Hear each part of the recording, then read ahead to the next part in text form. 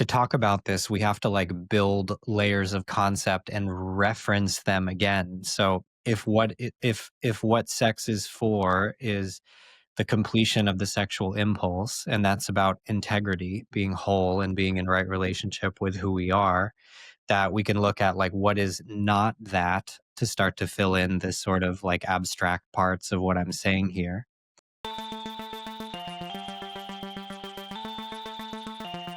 Rob, welcome back to the show.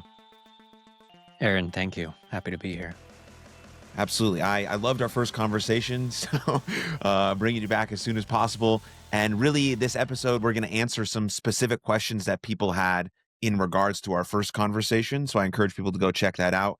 But I think this episode will also stand alone as just a resource for mostly for men is what we're going to talk about, but I think it could be valuable for anyone. Hello, my friend. Before we jump straight into the episode, I would love to share the sponsors of this podcast. And the sponsors of this podcast are all the businesses that I've created that are really part of the ecosystem that run this whole thing. And at the top of that list is Patreon. Patreon is the home of our exclusive community where we do bonus episodes, live streams, Q&As, and merch discounts, and so much more. Patreon is the #1 way to support this podcast and to support my mental health nonprofit called You Are Loved. Next, we have my clothing brand called Shop for Everybody. Every hat and every t-shirt you see me wear on every single episode of this podcast is from Shop for Everybody. It's the home of For the Dads, For the Moms, all Something for Everybody merch, and it's the home of all You Are Loved merch. So that's shopforeverybody.com. And the last thing is my sports performance brand called Champions Adjust. Again, if you see anything Champions Adjust related, it's all found at champsadjust.com. It also has its own podcast.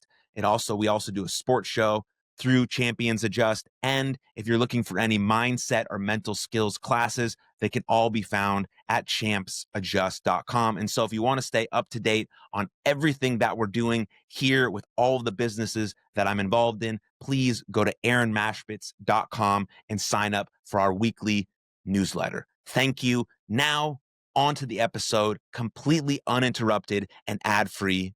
Here we go. And so some feedback I got from our initial question is we asked this question was like, what is sex for? And something that you were thinking about.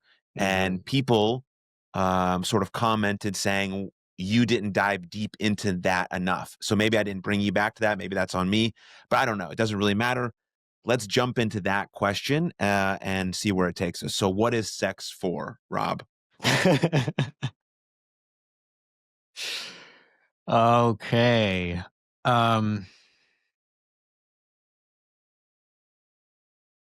Yeah, man. Where my mind goes is immediately just kind of thinking about what I remember of our conversation last time, because we can start to kind of like build from the ground up. Maybe that's a good idea, given that some folks might not catch the first episode here. What is sex for? I'm smiling for people who are just on audio here. It's a funny thing to speak to something that is so universally relevant and like on people's minds or at the kind of fore of their daily life, but I think is pretty seldom discussed with this sort of kind of intellectual rigor or like philosophical orientation, even though it's going on behind the scenes in people's unconscious experience. So, what is sex for? I'll talk about it from a kind of strange angle to set it up. Integrity is a good word. I think if I remember correctly, we might have touched on that a little bit, but I like that word. I like the concept of integrity because it contextualizes things in a way that is kind of solid, let's say. And what I mean by that is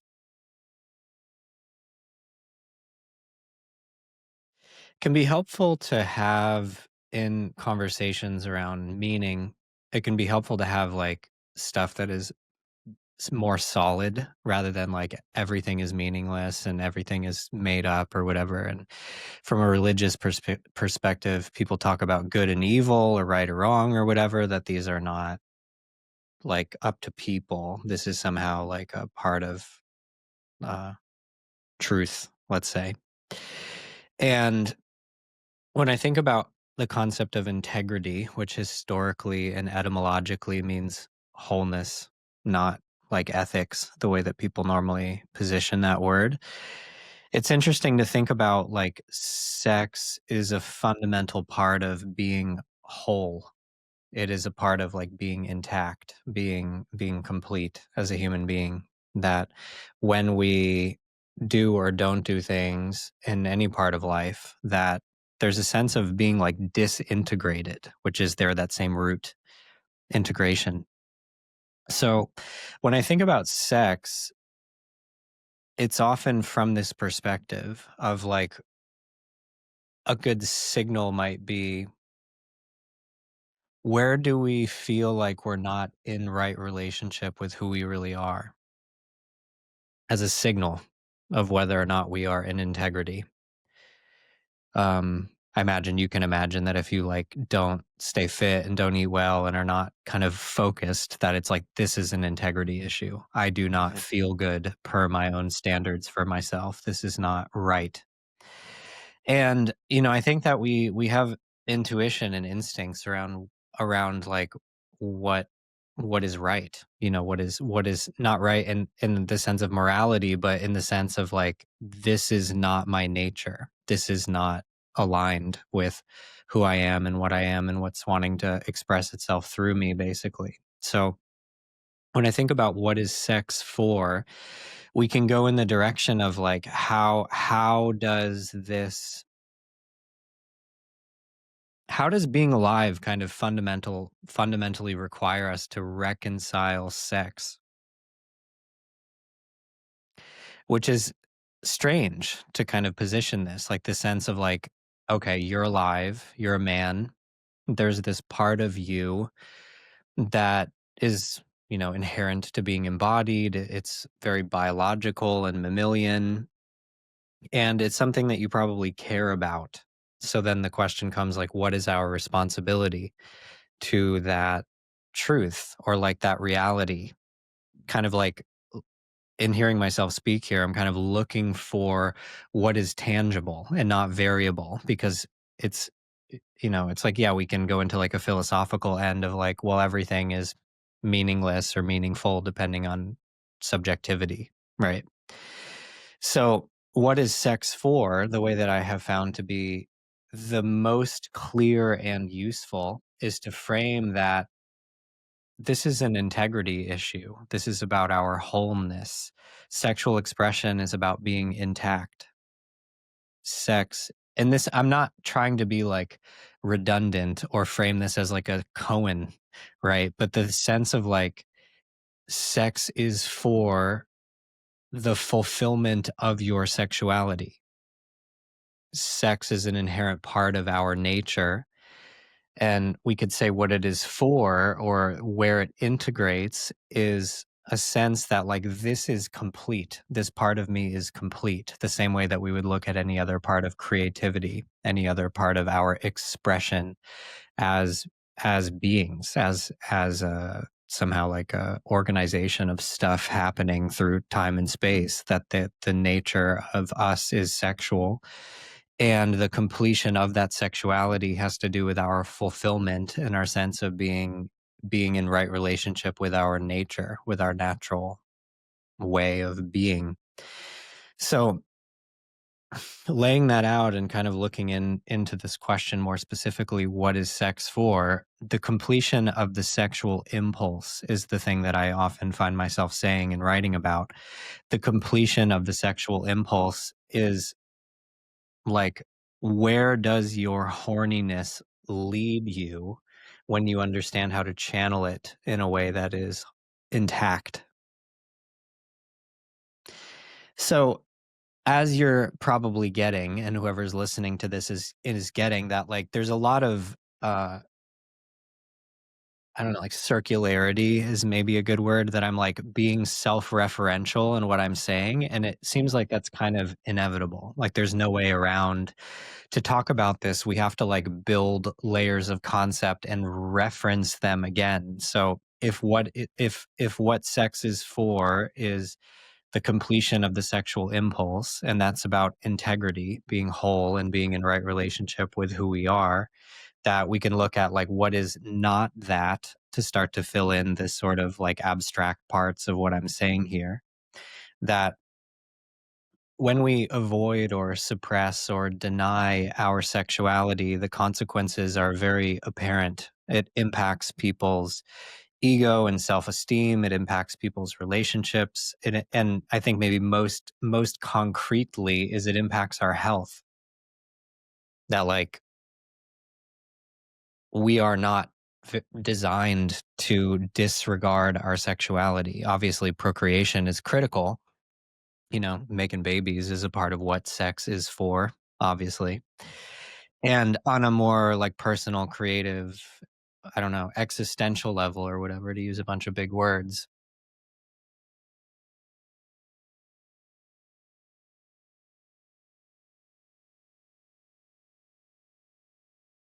Yeah, it's like my mind. I'm curious about where to focus the conversation because there's so many directions that we can go here. Let me see if there's maybe one or two more things to say, and I can pass it over Well, to you. Yeah, yeah, go let me ahead. say Go something ahead. quick, just based Sure. on integrity, Yeah. um, because I never made that connection between, sex and integrity. But I can, now that you've linked those words together in my mind, I can think of specific experiences where I was sort of trying to perform in a way like a dude who gets chicks, basically. Right. There was a Hmm. time in my life where I just wanted to have sex with as many girls as possible. Now, I don't know if that's a bad motivator or whatever the case may be, but at some point it runs its course. And there was a couple sexual experiences that I had. At the end of it, I just like was like numb and blank. And both women asked me the same question. It's like, dude, Aaron, like, where are you? Did you even enjoy that? And my answer to both was like, Mm. not here, didn't enjoy it. And they could just tell because I wasn't, as you're saying, I wasn't in integrity with what I actually wanted to do with my life. This wasn't what I Mhm. wanted to be doing anymore. But I didn't realize that because I thought Mhm. this was what young single dudes were supposed to be doing out into the world with girls. And so I don't know, like I'd have like a loop to close this, but eventually I Mhm. made a decision not to do that anymore. And then I met my wife and all things became better. And then I think when you have sex with someone you love deeply and know deeply, and they also know you deeply, that just turns into this whole transformative experience, which sex then becomes much different than when we're, watching porn for the first time when we're 13 and then trying to get laid for the first time and like thinking about it only as the point of view of ourselves and being very selfish in that regard. And then all these other things come into your brain. And like, so I Mhm. don't know, I have a congruent thought there, but that's just what popped up Yeah, for me, specifically when you mentioned that word. that's awesome. There's a couple directions that I can go in response. One of them is like, I think a lot of people can relate to this feeling that their sexuality is not integrated into who they are as a person. That it's like, I'm me, I'm a community member, I'm a father, I'm a whatever. And then there's like this other thing that I don't really know what to do with. That it's like for sure a part of who I am, but I think this kind of goes into the whole religious influence that we live inside of related to sin, right? Like this is like of the flesh, right? Like it's sinful to be interested in sex and sexuality outside of a very specific context. And I think that there's use in thinking about that or thinking about sex in that way, but it gets super confusing pretty quickly for sure. But one reflection that I have in hearing you is that it sounds like what you were saying is you were having a sexual experience that was not integrated into the holistic Aaron. It was like, oh, there's this thing that I'm doing that feels energized in some way, but it's not a part of the complete picture of myself. It's not a part of who I am and what I actually care about. And yeah, as I said, I think this is extremely common. I think that like most people kind of feel like they don't really know what to do with their sexuality and it doesn't feel good that they neglect it or that it's just kind of over there on the sidelines except when I can't help myself because because I'm so horny or whatever. Which, if you're a healthy, vital man, that is in a way a good sign that you have these really intense uh, uh, impulses or compulsions or this part of your embodiment that's just like, I need to be expressed, I need to be met, right? Which it's interesting to think about, continuing to come back around to what is sex for. The way that I define the completion of the sexual impulse is for all of our ranges, like the different aspects of who we are creatively, to be expressed and met, and for whoever we're having sex with, for their full ranges of self to be expressed and met by us. So to kind of go a layer down into the like, okay, what is sex for? The completion of the sexual impulse. What does that mean? That your natural expression is shared and received, that you are met in expressing these parts of yourself, and whoever you are with is doing the same thing. And there's this co-emergent thing. And I'm using a lot of words that are like kind of jargony and like made up, but it's very helpful what I've seen in it's like it kind of makes sense to people with normal vocabulary. And the reason I talk this way is, you know, maybe because I'm weird, but more importantly, is I spent a lot of time talking about this. And this is the most operable, simple language that I can come up with, right? That there's a co-emergent process that happens when you are expressing your sexuality and the different ranges of your sexuality, and your partner is meeting, receiving you in that expression, and her expression is also something that you are receiving. And there's this kind of circulation of energy and this emergent thing that just keeps happening because you feel horniness and love and desire and connection, and she enjoy I'm making assumptions about your marriage here for the fun of the conversation, that it's like something happens for her. It is her nature to be interested in receiving you in that, right? So this is coming back to like, what is sex for? What is the completion of the sexual impulse?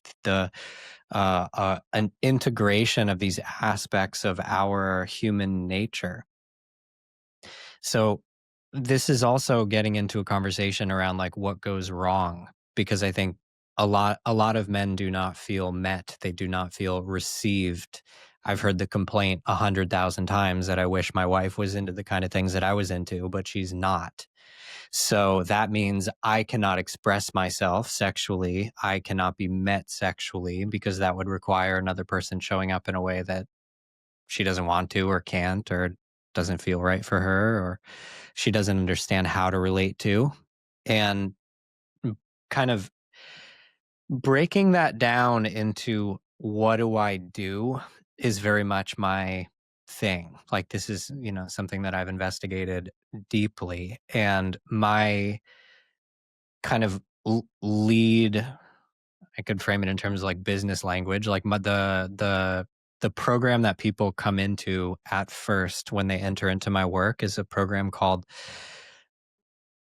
there's two meanings. We promote it as the Desire Trigger Masterclass, and an AKA that I often use is how to open women. Mm, Because one of the reasons why men are not able to live in integrity, to experience sexual integrity, meaning that they are fully expressed in all of their ranges of self and met by someone who is fully expressing her ranges and being received in that a lot of men do not experience this because they do not know how women work. They do not understand how to provide a woman with the conditions that open her into her highly sexual nature such that she meets the man in his expression and desire. So there's a breakdown. It creates a gap where, to be very direct, it's like men want to fuck, and the part of women that wants to get fucked is not online because that would require certain conditions to be provided by the man, and he is not doing that. mm, And we can zoom out a bit and look at how so many women who are proactively interested in meeting men are doing it from a place of self exploitation and self abandonment, not from a place of empowerment and authenticity.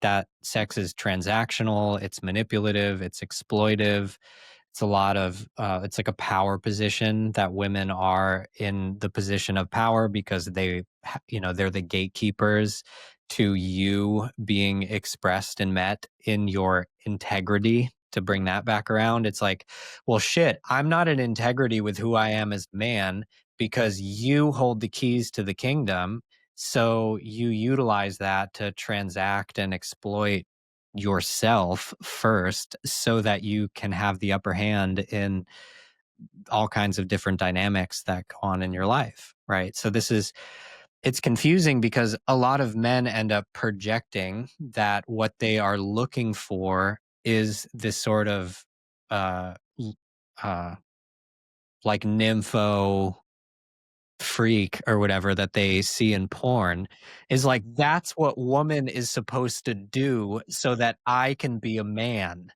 Mhm. What I need so that I feel in integrity and in right relationship with who I am is I need a woman who's like a nympho slut who likes to get throat fucked or whatever, is like, that's the conclusion, because the man's Yeah. like, I'm clear that this is not good for me, or at least I'm clear that I want something that I'm not getting, and then I have this imaginary thing going on in my head about what kind of circumstances would be different, like would make that different. So you're the problem. It's you. You're not doing your job. You're not the nympho that you ought to be so that I feel good about who I am. And there's a part where it's like we can, I work with men a lot and I'm a big proponent of taking responsibility for your life. So, I also work with women sometimes more and more as it's being asked of me. And it's not to say that women are off the hook from, not showing up to co-creating something awesome for everybody, but that's often a huge scapegoat in conversations with men when it's like, okay, how do you live in integrity? How do you have a fulfilling sex life? How do you live in right relationship with yourself as a man and as a sexual being? It's immediately her fault. Like, it's so quickly her fault that I am not fulfilled, right? So, yes, again, there's so many places in which we can, get granular and investigating where women are not in right relationship with their nature and how that impacts everybody. But yeah, that's not super constructive.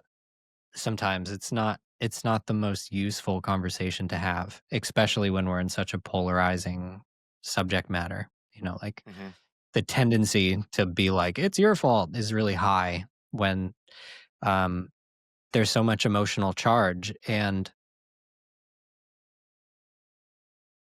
I think men, it's such an important part of being a man to be competent and to be competent at things that matter a lot to you. And I think men are, to be frank, fucking devastated that they do not know how to be successful in sex.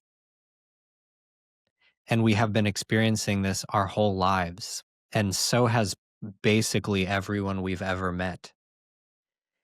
And this is really intense because, you know, I think it doesn't get a lot of press. Like people don't talk about this in the way that I'm framing it, but I think it's like truly devastating that men are like, this is so important to me. And I have absolutely no idea how to create what I want. I'm bringing that up here in this part of the conversation because there's a lot of emotional charge. So when we start to kind of like, you know, tap on the sphere of this subject, the emotional charge often comes out in projection and blame of women or shame of ourselves. It's my fault. There's something wrong with me. If I was only a better man, more charismatic, more dominant, more masculine, if I had higher testosterone, if I had a bigger dick, if whatever, I'm flawed and that is why I have a problem. Or the other side of the polarization is it's your fault. There's something wrong with you. Like I I long for total surrender and receptivity from a woman. I don't get that. So it's either your fault or mine. And, there's what's going on unconsciously and then there's what's going on kind of in people's arguments, you know. So, yeah, those are some more thoughts. We can keep jamming here and unpacking it. There's a lot of directions we can go. Yeah, I mean, I think just to make a point off that, I think obviously there's a bit of both, right? Of course, men can be better, and I think we should be striving to be better. Mhm. Um, but the only way to get a man to be better is not to tell him that he fucking sucks and the world doesn't need him. Like, it's like the most backwards ass shit of all time. And and women could also be better. Mhm. Of course they can, but they're not going to want to improve if all we do as men is call them sluts and whores and then pay for their fucking OnlyFans. Like Yes, those or the things other don't go side. hand in hand, right? And so, um, yeah, but I don't know if we're going to get to a place where we're like mutually elevating one another to try and be the best versions of ourselves so that we can join together to make a partnership or a relationship. I don't know. I mean, young men are deeply struggling right now, and no one seems to really care outside of the certain people who promote masculinity in men. And then there's a version of that where it's like, well, they just need to pull themselves up by their bootstraps and figure it out on their own. It's like, well, if any other group in the whole world was struggling as much as young men are struggling, there'd be systems Mhm. and organizations and coalitions and Mhm. fucking social media campaigns and all these sorts of things, but it doesn't seem to be that way for men. And then you go even a step further, like we're talking about, and like, oh, men want to have good sex. Oh, like, why? Don't they just need to like come and then they're good? Everything's fine. We don't need to worry about them. They're basic beings. No, we have like desires and wants and needs just like Yeah. everyone else. And then when you get into that point, it's like, okay, you've lost me on that. I'm done with this conversation, sort of type of thing. And that's where that's why I get all these messages, which is going to lead to my next question is like uh men are very lost and they don't know where to start even. So Mhm. maybe even just having a conversation about sex is so Mhm. far gone for them because they haven't even fucking spoken to a woman yet. And so I got this long message from someone. I'm gonna read it to you. There, the first part is the question, and then there's more of like a description about it. And so I'll give it to you right here. He says, is there any chance to find a girlfriend for an average man today? He said, over the last 5 years, I've messaged over 10,000 girls on Instagram, no models, usually average looking, and nothing came of it. No relationship, not even a date. So I'm wondering if I even have a chance, and if the average guy today has a chance of getting a girl or accepting the fact that he'll be alone forever. This is what sort of the Yeah. quote unquote average male, I don't like to use that, is Yeah. thinking about today. Yeah. So just thoughts on that. Yeah, man. Well, there's a couple things that I want to say to the thing that you brought up before, and then we can come back to this question. It's a really beautiful question, and I think it's super courageous for men to think through things like this and be open to engage with other people around that. So respect to whoever sent in that question for sure. Um, I'm taking notes here to organize my thoughts. Just wrote down two things.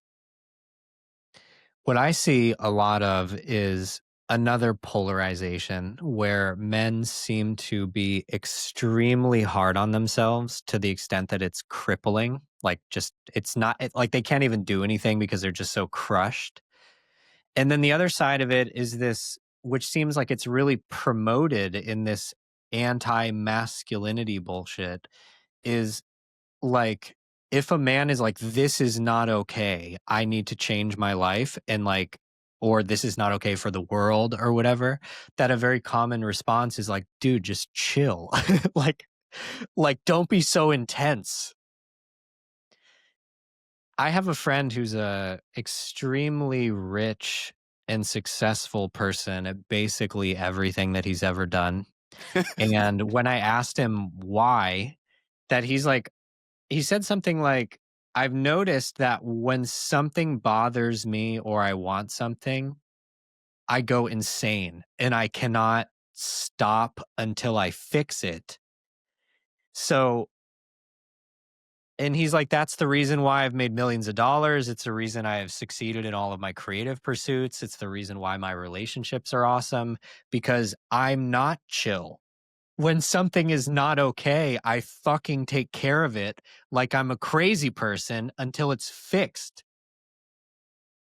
And I think we live in a society that confuses boys and men and people about their relationship with their own emotions. It's almost like our body intelligence, our instincts is telling us where there are integrity issues. And it's like, wake the fuck up and handle this. And it's like, oh, just chill. Like, I don't need to be so intense. That part of me, it's like, I need to be like practice self care and like my mental health. So I should watch more Netflix, and it's like, God, this is getting confusing. This is getting real confusing, right? So I think that we're in a sea of like I could say misinformation or like a haze of bullshit that kind of separates people from their instincts.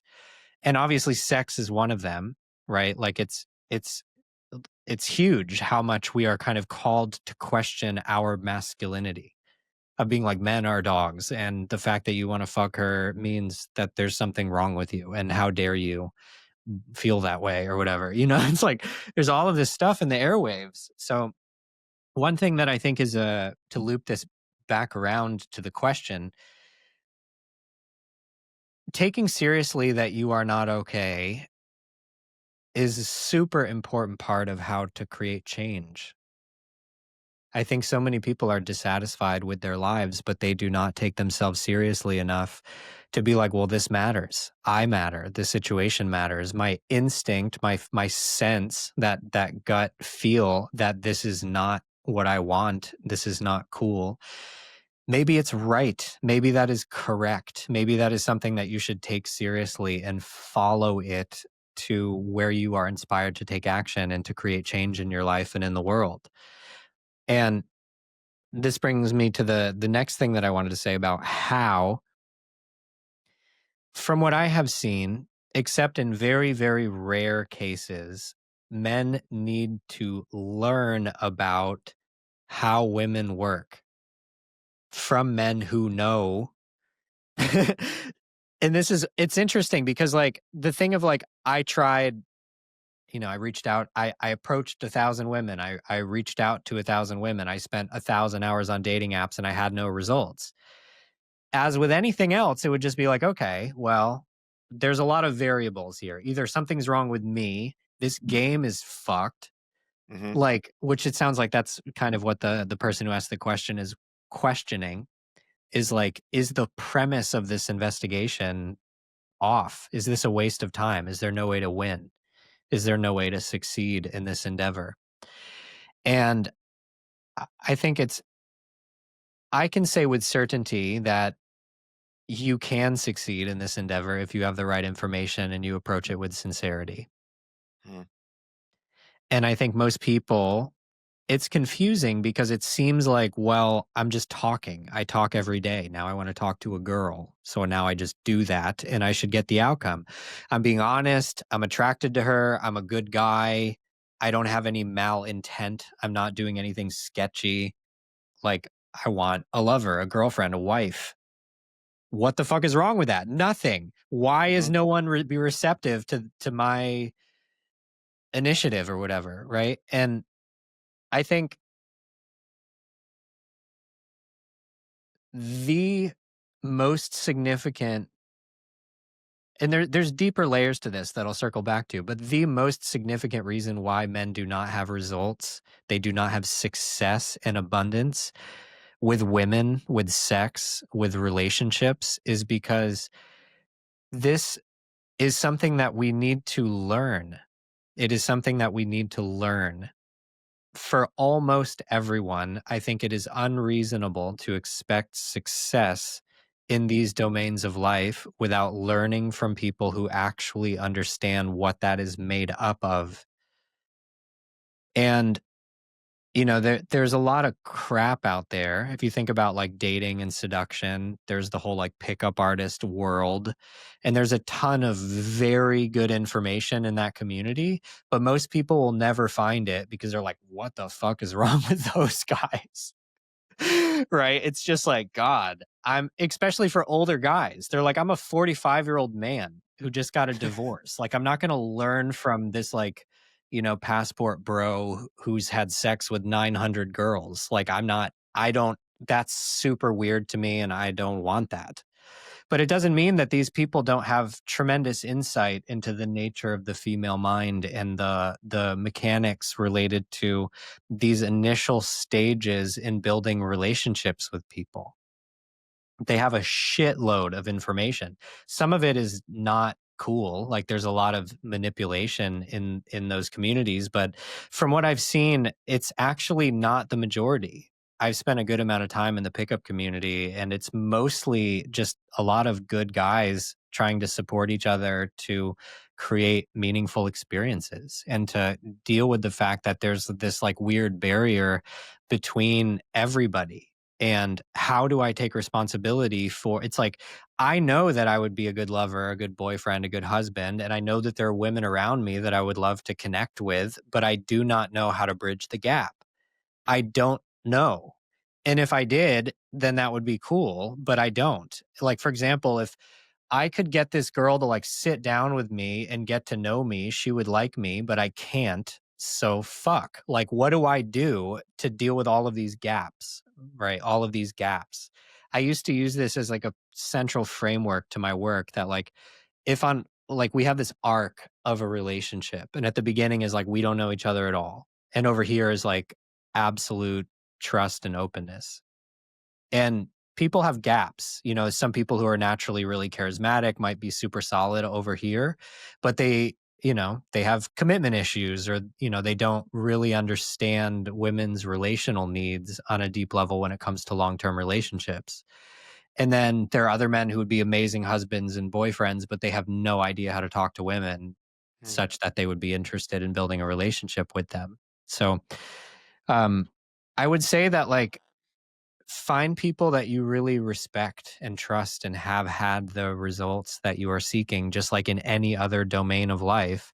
And to look for people who have had to learn it instead of just like fell in love with their high school girlfriend or whatever, because that man probably does not have the information of like how to go out in these mean streets and find a lady who's worth getting to know, right? And how to deal with the fact that like there's stuff that you have to contend with when trying to develop a relationship, depending on the environment and the setting that it comes up in.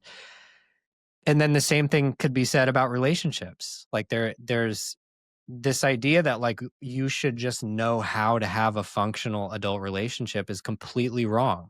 You need to learn from people who really know. And a lot of people who say they know are full of shit. So like where do you go? And I can just say very directly, there are two bodies of work that have been well, three really, but they're connected to the same one. There's two like lineages of good shit, like absolutely gold. One is Gay and Katie Hendricks and their body of work. Phenomenal. Gay and Katie are in their late 70s, early 80s, and they have changed the world. Most people don't know how much they have influenced the world of like couples therapy and body-based transformation and the kind of like good knowledge that's underneath a lot of personal development work comes from these two people who are still alive. They have produced something like 57 books and worked with like 40,000 people. Crazy. They're incredible. They're incredible. I have, distant but nonetheless personal relationships with both of them and their work, and it has changed my life and the lives of tons of people that I've worked with. So that's one. Gay and Katie Hendricks. Gay is his first name. He's of another generation where he maybe wasn't bullied to no end for having a name like that. Yeah. And the other lineage is Terry Real. There's a guy named Terry Real. Terryreal, who similarly is just like a genius. He's so on point. His teachings are reliable. It is sound. Um, so those are two sources of information that I just always recommend to people that are, even if you're like, oh, my relationship is fine, relative to what it could be, I don't believe you. So it's, I've worked with a lot of people, and even people that have like, on the surface have like the most amazing marriage will still benefit from looking into what these two different bodies of work have to say about how to have a thriving relationship. And it will improve your whole life if you learn this stuff. It's not like it's just going to help your marriage. And then there's a organization called the Conscious Leadership Group, which is in the same lineage of Gay and Katie. They're 30 year long students of those two. Yeah. Yeah, and the pickup world is tricky. I don't have anyone that I would recommend if you're like wanting to learn how to deal with that early stage of relationships. Like, how do I? Because the idea about pickup, and I think it's worth clarifying this, is the idea is not like, how do I manipulate a woman into being in relationship with me? That is not at all what that's about, or at least that's not what I'm promoting here. The idea is like, what do I do to get a person to the kind of place where we can develop a meaningful connection, where there is like shared presence, where we are together, where we get to actually feel this out and see if we're interested in each other. And that requires setting up a context in which that kind of exchange can happen. And that requires a skill set that is natural in a way, but is absolutely not what most people do. So their success, and what I can say is that like I've been around pickup artists where it's like they can go into any environment anywhere on earth and in like 5 minutes find somebody to go on dates with them. And like I haven't gone that far down the rabbit hole, but it's not that far off of what I have experienced. And I was bullied a lot, and like I was so outside of the world of having access to women for a really long time. And then when I learned this stuff, it was maybe, I mean, the timeline is kind of hard to say, but like it got to the point where it was like I have way more opportunities to connect with women than I have time and interest. And I think men want that. They Hmm. want to be in the position of abundance, the Yeah. position of choice, not scarcity. Because I think this also results in men ending up in shitty relationships, because it's like, the last girl that I was with was Rebecca at summer camp in college. And it's just like, yeah, maybe this isn't the woman for you just because she's the only one who gave you the time of day in the past 15 years. I think that it is in men's best interest to learn how to talk to women, how to relate with women, and it's intuitive and easy to learn, but it's also not what you think. There's certain stuff that's, we can get into the nuts and bolts of it, but I don't think that's what this conversation is about.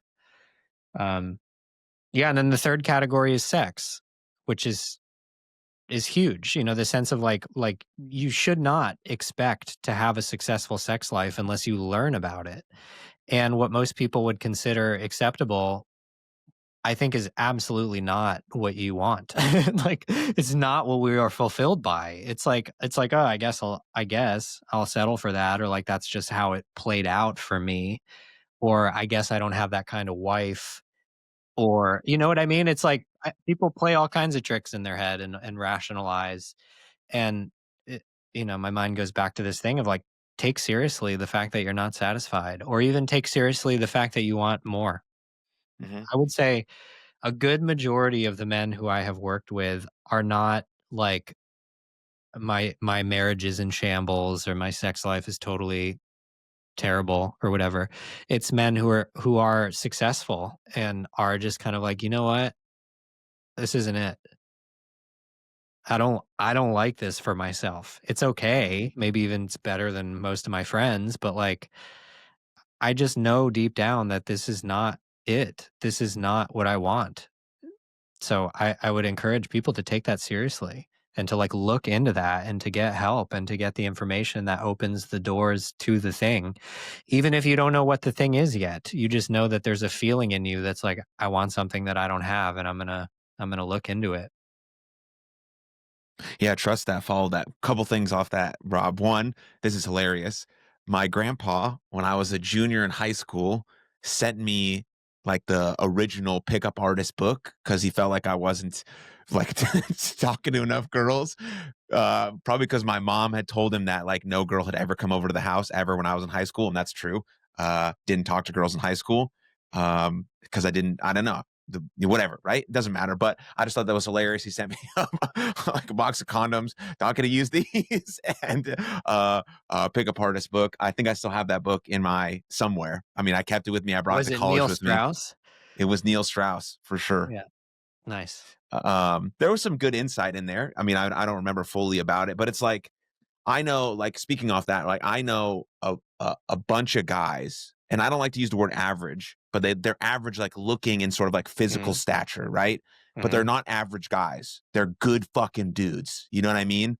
And when they're online or in dating apps, they don't have a way to display their excellence. And that's a problem for men. And so, mhm, like, women report all the time that they love funny dudes. Why is it the ugly ass comedian gets with all the hot chicks, right? Because he's funny, he's charismatic, and he's entertaining. He can do all these things. And so when you're online or on dating apps or messaging girls on Instagram, right, you don't have a way to display your mm, excellence. All they see is the mhm, one little profile picture, and that's not going to do it unless you're like fucking jacked and you're on a yacht or some fucking private jet, or you offer to fly this girl out, like all this horseshit stuff that happens on Instagram that girls get mhm, free stuff offered to them. Like that's not the pathway to a relationship that you want.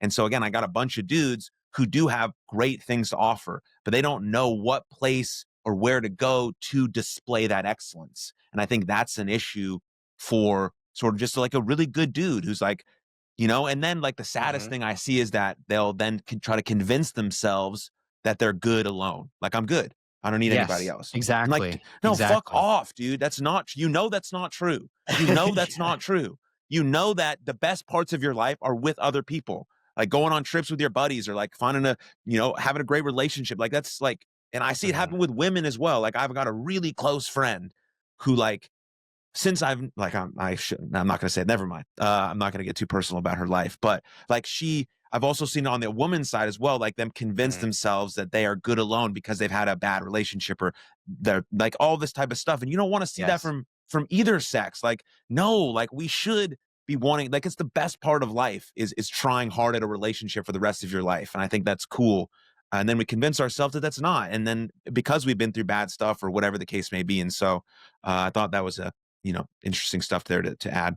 for sure, for sure. I mean, what you're saying, I think, is so common is that because we do not know how to succeed, we rationalize away the desire for the thing. Is like, I would love so much to have a fulfilling and amazing partnership and sexual relationship, but I don't. And that is super uncomfortable to face. So I would rather just rationalize away the want. I'd rather just tell myself that I don't want that than have to reconcile the fact that I don't know how to get it and that I Mhm, failed and that I feel totally unable to change this part of my life that matters so much, right? Like I used the word devastating earlier. Like I mean that. I think it's truly fucking devastating for people, especially men, to be like, wow, this matters and I have no idea how to win. mhm, It's just like, well, that's your fucking heart and your male ego and your balls being like, well, damn, this is a fundamental part of who I am and I want it so much and I don't know how to win. I don't know how to succeed. I'm a loser. I'm a failure. I'm incompetent. I'm incapable. Right. And then they don't know how to confront that. So then they just bury it. And then that just crushes people. It fucks us up so much. And how that is like almost like a poison that just, goes behind the scenes and impacts people so much. Like it's not for free and it's not just about sex and it's not just about a relationship. It's like Gay Hendricks said something to me once where he said, there is no such thing as a minor integrity issue. And what mhm, that means is you don't know what the actual consequences of this like little thing that's off about your life are. Right. It's like when you start to work that out, maybe it opens up all of this other stuff that you need to change and attend to and do in your life. Right. And I think that we are inside of, when people talk about the matrix, I think that analogy is so played out, but it's useful to think about. Like, we live in a world where it's so easy and people prey off of folks just being resigned to not having an awesome life. It's like it's monetized. It's like that's more screen time and click through. It's more consumption. Man.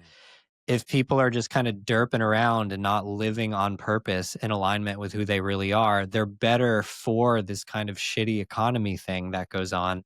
And I don't mean the economy like on a macro level. I don't believe that. But I do think like on the level of like attention economics and screen time and click through and buying dumb shit that like, yeah, if you have a bunch of people that are just kind of like doom scrolling till death, that's incentivized to handle that, right? It's not incentivized to be like, "Bro, put your phone down and, like, face your grief and anger." Like, you know what I mean? It's like that I think it the reason why we don't face these things is because 'cause they're big things, and it requires support and teach like, real training. And because we're so isolated and under-resourced, the only solution is to just be like, "Well, I'm just gonna fucking watch another episode." Because what else am I going to do? Like, face the fact that I felt alone and overwhelmed my whole life and don't actually know how to live life on my own terms. And it's utterly devastating. And I'm so overwhelmed by that. And I have no idea how to change it. No thanks.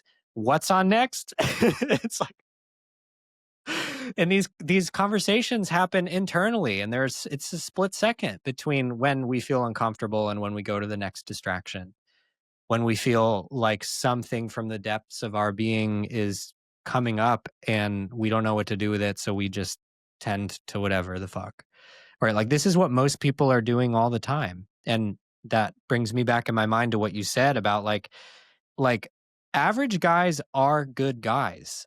You know, like from my perspective, it seems like less than 5% of the people that I have interacted with are like not good people.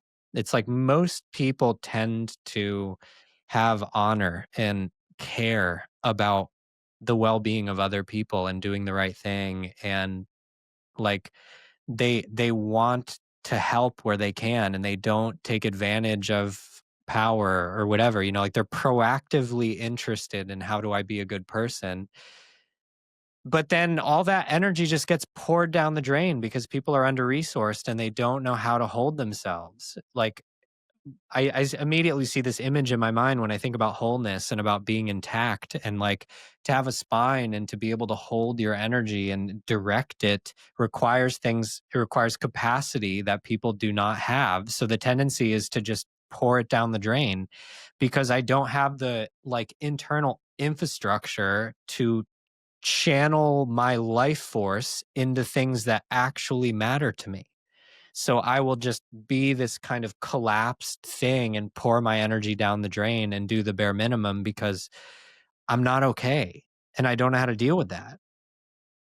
Yeah. So it's like this comes back to something that's really important that I think I maybe did a shitty job bringing up at the beginning, where the the you know, it's I give myself grace because it's just hard to set up these conversations. When I said ranges, I said the word ranges, and what we're talking about now is range issues, right? It's capacity issues. It's like there's certain parts of my nature that I do not have the capacity to deal with, so I don't, or it comes out sideways.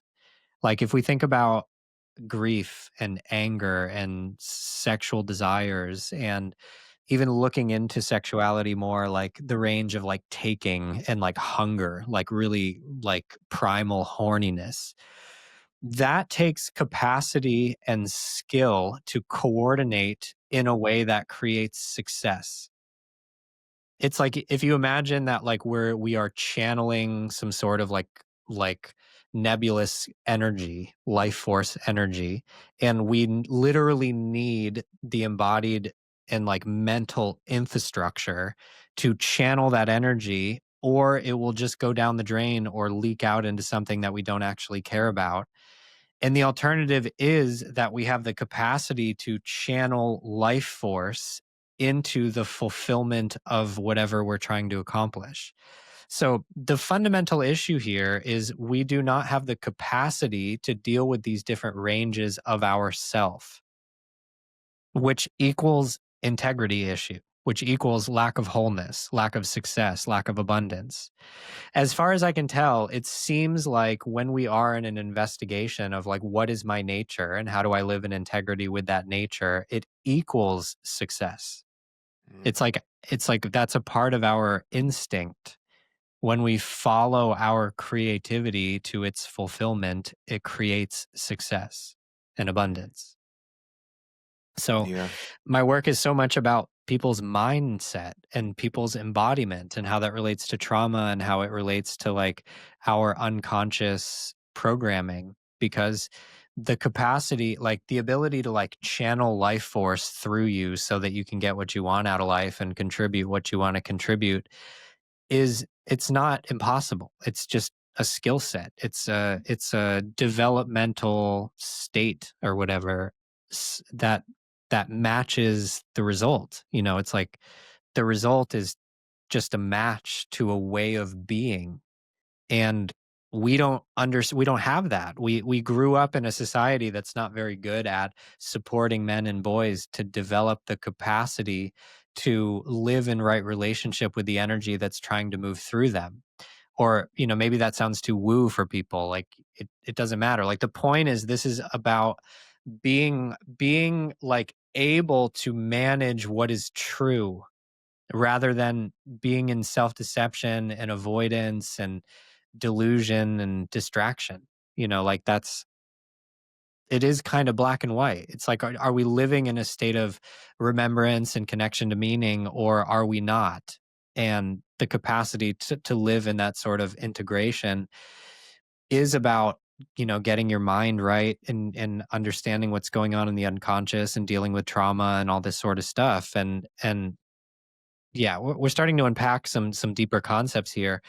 But one thing that often comes up in this stage of a conversation is like, well, what about people who have success that are like a fucking nightmare? Like, what about that?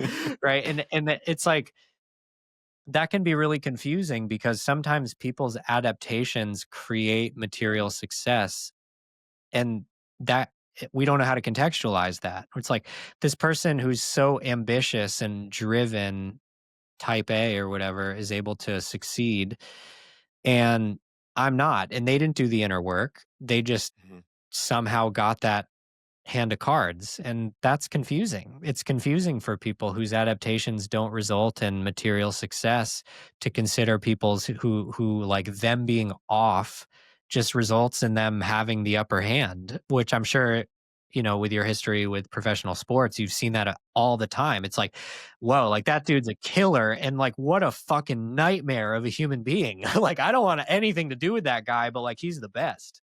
I don't know what to tell you. Yeah. Well, with that, it's like I was just about to mention that like almost every professional athlete that you see, the reason they got to the point they're at is because they're running away from something, not running towards something. Yeah. And I honestly don't mind that as activation energy. I tell this for young men all the time. Like if your sole motivation to get to the gym and fucking work on yourself and shower is to have sex with chicks, fucking right, dude. That's fine activation energy. If your sole purpose is to make more money, that's fine as long as it gets you off your ass. I promise you, if you continue down this journey of trying to improve yourself and learning more and experiencing more, your motivation is going to change. It Yes. will. But you Yes. need something You gotta to get in the fucking game. fire you the fuck up. And whether it's like for an athlete who that third grade teacher told you, you dude, you're not going to amount to shit. Or I'm thinking about that every fucking day. Every Yeah. fucking day I'm thinking Yeah. about that. And then eventually they meet a sports Mhm. psychologist on their team, their NFL team, and they say, hey, there's a different way to approach this.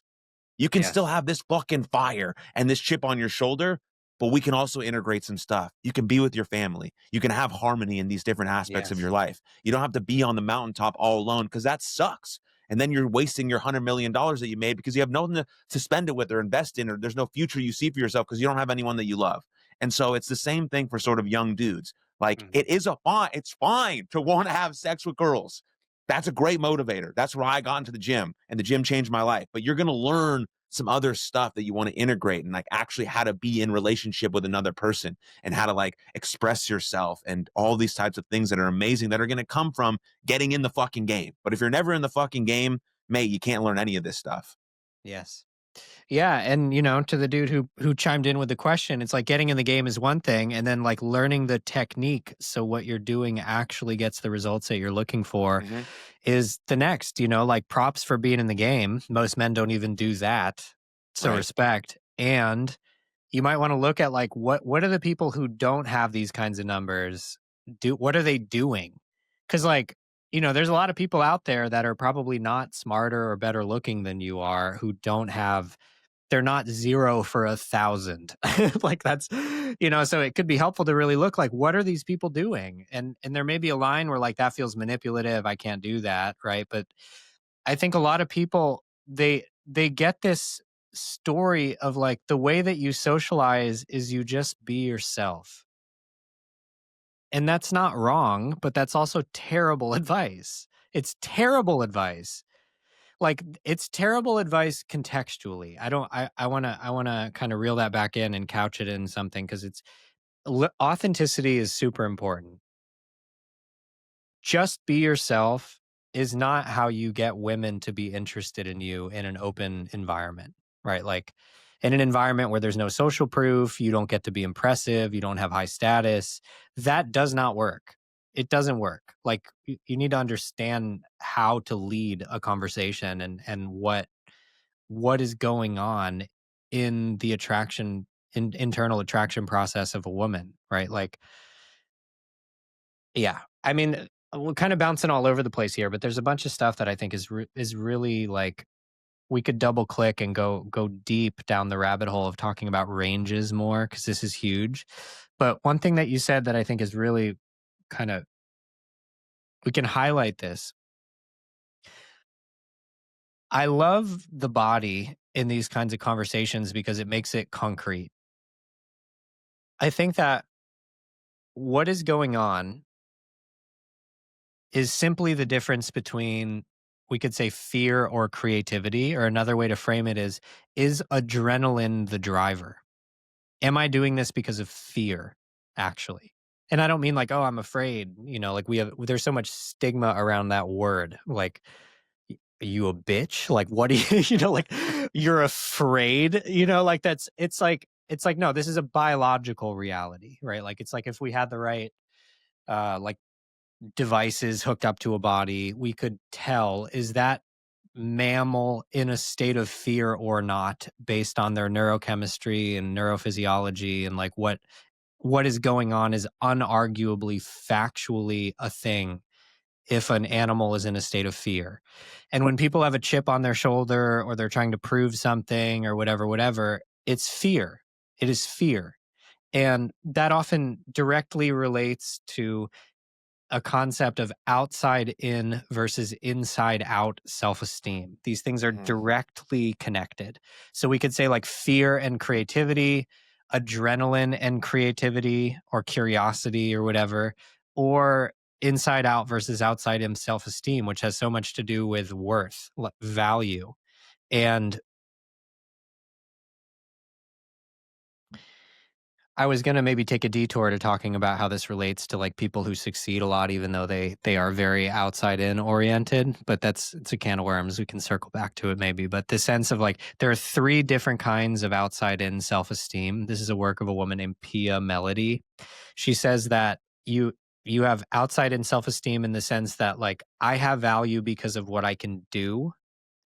I have value because of what I have, or I have value because you say I do. And most people's creativity is oriented around that. It's like I want to have value. I want to be loved. I want belonging. I want to feel good about myself, so I better be able to do shit. I better own a bunch of shit or a trophy wife or whatever. Or I want you to think highly of me. And I think women tend to get the I have value because you say I do thing more than men, but men get the I have value because of what I can do and because of what I have more than women. right? That we're basically trying to reconcile the fact that we're concerned about ourselves, that we're concerned that we're not going to be okay because of who we are, that we're not inherently lovable and good. So there's this sense of like I have to compensate for the fact that I'm not okay.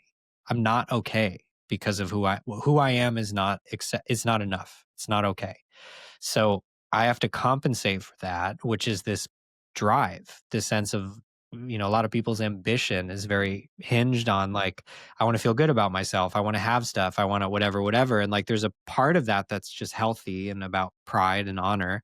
And then there's a part of that that's compensation because of some deep shit that's hard to look at or even hard to know that that's going on inside of you until you're willing to tell the truth and like have a real honest look at what is driving me, what is really driving me. And as you're saying, it's not even about stopping. It's just about awareness. It's just about awareness to be just like, I want to win because I fucking hate that guy. It's just like, okay, fine, do that. But like, continue to do the work so that we live in a more harmonious world that's better for everybody. Right. But like, also fucking do your thing, bro. Like, go crush, win. It's fine. Right. But, I love what you said back there about how your motives, you'll clean it up while you're in the game. And I think that this is the right thing with the caveat of like, are you actually being honest with yourself? Are you actually Right. doing the work? Because I think that what ends up happening with a lot of type A people is they have some sort of like awakening or whatever when they're past midlife, when they're just like, God, I'm an asshole. Or like, why did I didn't, it's like, yeah, I have all these trophies, but like I didn't enjoy my life. Like I don't have any friends. like, so I think it's both for a lot of people.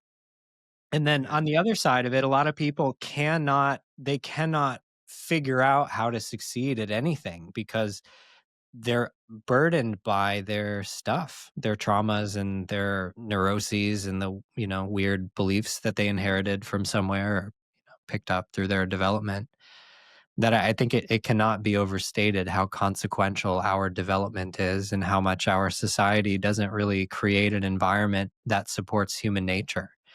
That we learn very early to not trust ourselves, that we learn very early to not trust our instincts and our body intelligence, which is another thing that I think it's worth getting into. So in Gay and Katie's work, they talk about there are five core emotions, the same way that there are like three primary colors and everything else is basically just a combination. And the same is true about emotions. There are five primary emotions: anger, sadness, fear, sexual feelings. What am I missing? God, I'm embarrassed. Anger, fear, sadness, Happiness? happiness. There we go. And sexual feelings. That basically everything else is just some sort of combination of those five pillars: joy, anger, sadness, fear, and sexual feelings. Pretty animal, right? It's like, Mhm. it's pretty animal to break it down to that. And emotion is even worth defining. And what I mean by emotion, and this is also borrowing from Gay and Katie's language, it's simply just a pattern of energetic activity in or on your body. It's a particular kind of pattern of how energy travels through you, and it relates to your instinctual body intelligence. And we live in a society that I think is very much promoting a frame that cognition is superior to our instincts and that kind of we shouldn't trust our bodies. Like we shouldn't trust our bodies at all. We should get very logical and have the capacity to kind of override our body with our mental faculties, which is absolutely true in so many different domains. But then what we end up doing is kind of suppressing and disconnecting from the spice of life itself. Like the only reason why we want anything is because of how it makes us feel. Mhm. Like even some sort of like intellectual pursuit is fundamentally just about how you feel when you have this sort of outcome that you're seeking, right? So bear with me here. I'll bring it back around to something that I think ties together some key parts of our conversation and what people will find useful. So we are kind of trained inside of a mythology that tells us to not trust ourselves. And that comes across in the frame of like, don't be sad, don't be scared, stop crying. Like all of these things that were fed from early on that I think disconnect us from our embodied experience.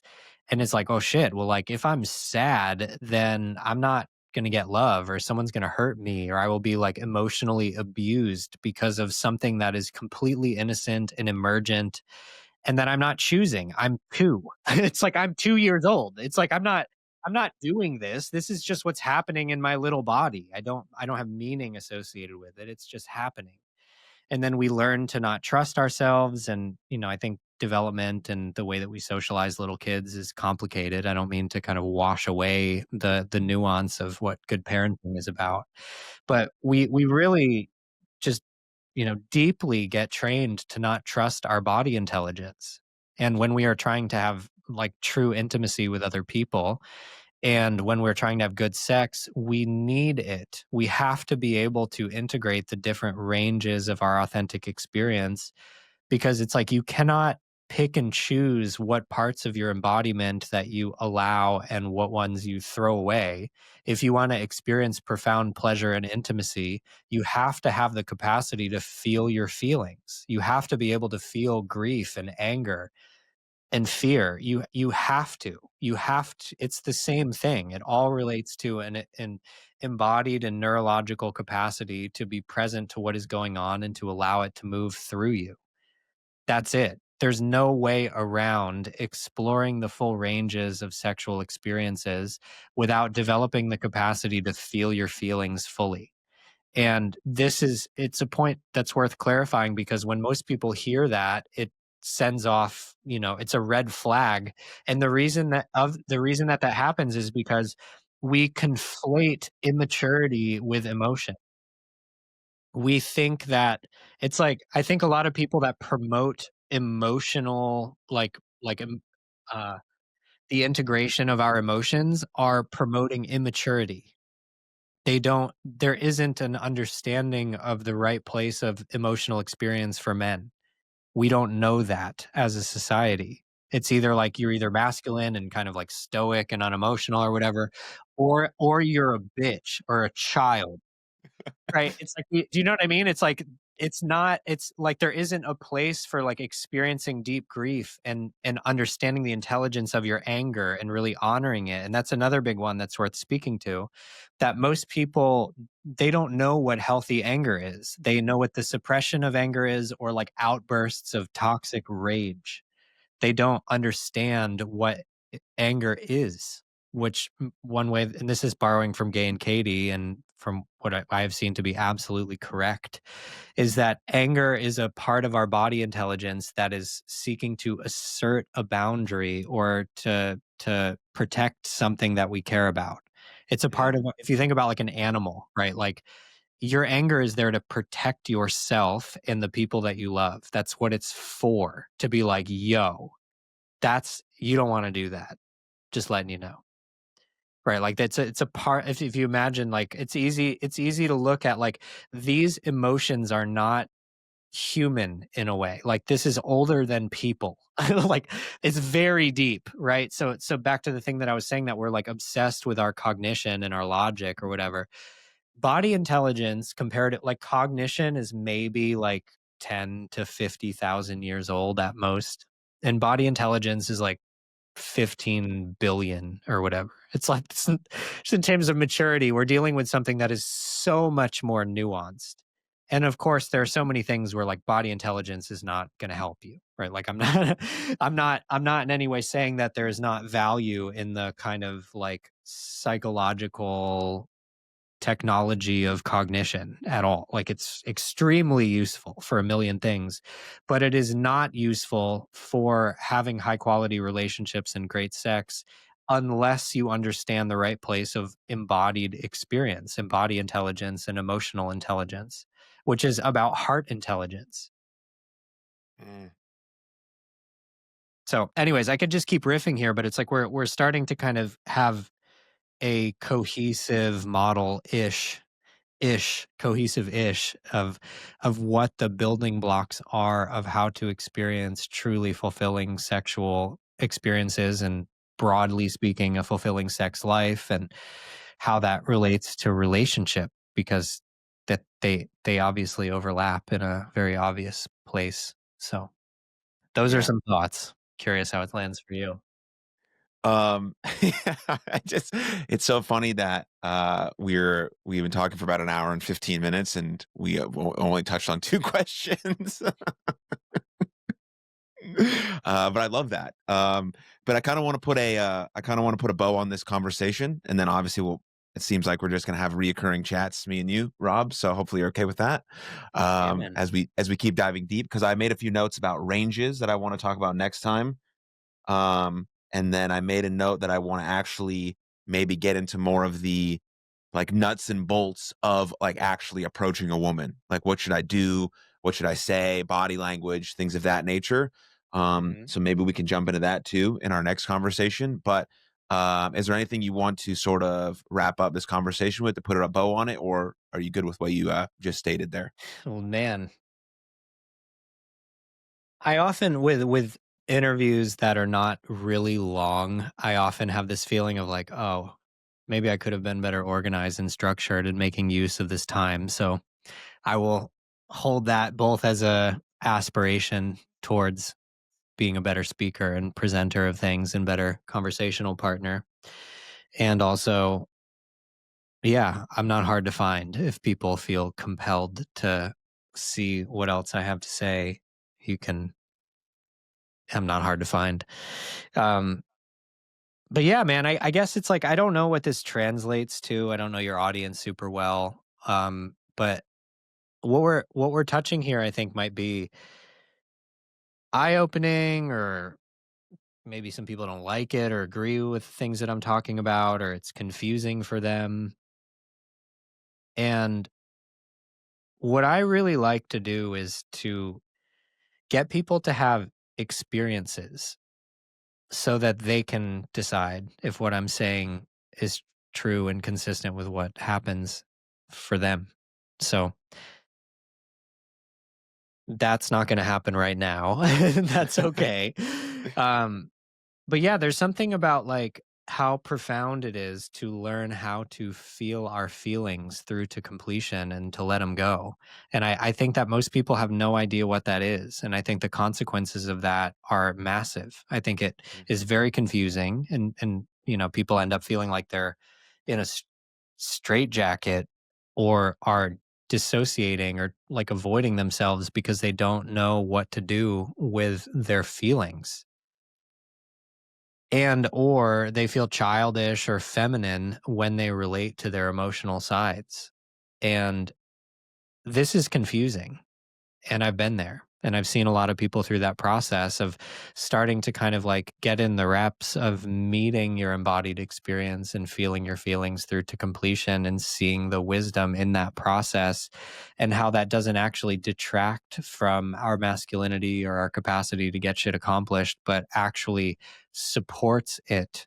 So the conscious leadership group, that organization that I mentioned, they work in the Fortune 500 space and they do this kind of body intelligence work with people who are like bottom line focused real people in the world of business and even in professional sports, that there's this focus of like this is a part of our power, this is a part of Mhm. our wisdom. There are things that we will never find through linear thinking, that when we learn to allow what happens kind of from the neck down, that we end up with insight and connection and intimacy and intuition and all sorts of other things that really matter and have consequence in the world. So, yeah, all to say that, like, if you're curious, if you have a hunch that there's something for you down the threads of what I'm saying, then feel free to follow the breadcrumbs or figure out a way to get in touch with my team. Um, yeah, man. I mean, we could keep talking for several more hours, I'm sure. And I think Yeah. talking about women and how to approach them and ethical seduction and that sort of thing. And what I really love talking about, or one thing that I really love talking about, is like what is fulfilling sex. Let me think about how I say this. I think most people have absolutely no idea what they're missing in sex. They don't Mm, understand what the completion of the sexual impulse resolves in. Like, I think they don't know what that is. They have no map or no imagery or no idea of what that actually looks like. And for me personally, I think I was probably like 22 when I first was put in contact with a person who has since been a mentor and, somebody who I learned a lot from. Forgive me if I shared this in our last interview, but I watched this guy wave his hand over a woman laying down on a table, and she started having an orgasm that lasted over an hour. And when I saw this, I was like, that's bullshit. This man's a charlatan. That woman's an actor. Fuck that. Like, there's no way that this is real. It's real. And mm. having to reconcile that and be like, okay, I don't know anything. If that's real, like what the fuck? And how do I do that? And our capacity to do that is not like a technique. It has to do with something really deep in our relationship with ourself that you cannot hack having that sort of potency of affect on a woman's orgasmicness. It's about uh I'm hesitating to open up another whole conversation here, but there's something that's like this is about consciousness and about embodiment and things that start to sound spiritual when we talk about them, but it's completely real. There's Mhm, no like vagueness or ambiguity about that. And this sense of like we want to feel our capacity to affect women like that. This seems like a universal desire in men. Like we want to feel a woman's receptivity and orgasmicness, that she is like totally beyond herself in like a rapturous bliss because of me, is something that men want to feel. They want to feel her full surrender and receptivity. Want to feel like she is so far outside of any place that she could ever go on her own because of me. mm, And not because of a trick, but because of who I am. Because of the potency of me as a being and as a man, I have this kind of affect or impact on a woman. It seems universal to me, or close. Maybe there's some outliers with everything, but it seems like every man wants that, and basically 0 men have that. So, this is all to say there's a whole nother thing that we can get into and really looking at, like, where does this go? Where does the ability to follow our impulses sexually, emotionally, even that word gets too vague, but like the sense of like these impulses, these different aspects and ranges that come through me when I'm really horny or in love, how does that continue to unfold and open into experiences that I can have and that I can share with somebody else? And what is that? And is that something that I actually want? So like that conversation is really worthwhile and it's unique. I think it's one of the things that I can talk about that not very many people can. That it's kind of like, okay, there's this whole world of stuff that you probably would care about a lot if you even knew it was there. And that it's, I think that one of the big reasons why people are not interested in what I do is because they don't know what they're missing. They have no idea what they're not experiencing every night, like or I mean, every night is silly, but like the sense of like there's a huge absence of something that they have literally no idea is a thing. And that profound sense of like, I'm just being me and I feel deeply received sexually in this kind of profound, vulnerable intimacy and like juicy, horny orgasmicness that is amazing. And I think that like when people touch it, something comes alive in them. They're like, mhm, that, whatever that is. It's like the honing beacon. It's like, I want that. I want that. And I want to provide that for the woman I love. mhm, And to come full circle, maybe it is an integrity issue to not. Maybe I don't actually feel in right relationship with myself without that. Right. Yeah. I just assume that most people think good enough is good enough in all areas of their life. Uh, I think that this has so much to do with the fact that we don't feel our bodies and that we rationalize because we don't know how to deal with the fact that we don't know how to win. mm, I think that it all comes back to this. I don't think we got into it so deep, but like our capacity to be present to what is actually happening is the ground underneath everything. Like I think that when people are able to really feel that, like, I feel sad, I feel angry, I feel scared, and to sit with that and to let that move through you and let the wisdom of that come into your mind, that it will mobilize you and clarify your vision and inspire you to fucking do something. I think that the ground underneath so much dysfunction and pathology and self misunderstanding and like horrendous shit in the world is stacked up on top of this ground, that we do not have the capacity to be present to what is happening internally. mm, It's almost like it seems like there is inherent checks and balances in embodiment, that it informs us when something is off and it directs us in a way that seems transpersonal, to get a little more woo, that it seems like almost like we're a part of a collective nervous system that has intelligence to it.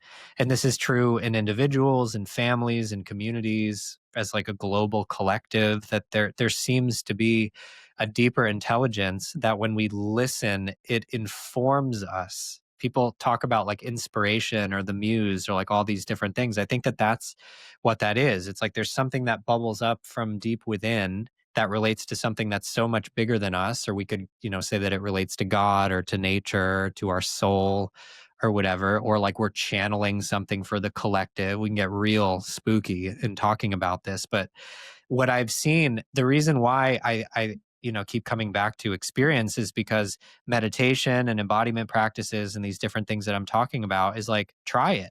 Maybe I'm wrong. Maybe that won't happen for you. I've never seen that. I have never seen people practice the things that I'm talking about and not connect to something that they report as being profoundly meaningful in changing their life and the lives of others, and the way that they parent, the way that they run their business, the way that they make decisions, the way that they relate to their wife, the way that they fuck, the way that they think about their future. It's like there's a deeper faculty that most people are not connected to, because we are trained to be hyper rational and to use cognition to like construct a sense of self and an orientation to our future, which is completely impossible. Like that's not a thing. It's just a fundamental misunderstanding and kind of off perspective. It's mm, all about the capacity to be with oneself, like presence, embodied presence, and learning how to let things move through you, and to be with the wisdom in that process, and to also, I think most of your audience is men, so I'll also contextualize it. This is not about being feminine. This is not about being immature or childish or indulgent. This is not about being ineffective. None of that. It's not about that at all. It's about the integration of a deeper intelligence and a deeper part of us, so that life feels more meaningful. And this feeling that, like, I don't really feel good, or I'm constantly striving and I'm never really like hitting the mark, is often because of this exact thing, that there's something that is seeking to get heard and integrated into our lives, and we don't get the memo, and we keep feeling bad and we don't know why. yeah. Yeah. Perfect. I think that I think that's a great wrap up on this edition of our conversation, Rob. So please just stay tuned for more on this stuff. But thank you, man. I appreciate you very much. I obviously thoroughly enjoyed our first chat. I love this one too. So can't wait to continue sort of exploring more with you about all this stuff, and hopefully whoever's watching or listening take some action and implement it into their life, and we see some cool change. So we get some questions. Maybe we get more questions, but maybe we also get some success stories in the mix there. That would be sweet. But thanks, Awesome. Rob. Appreciate you, man. Thank you, Aaron. Thanks, everybody.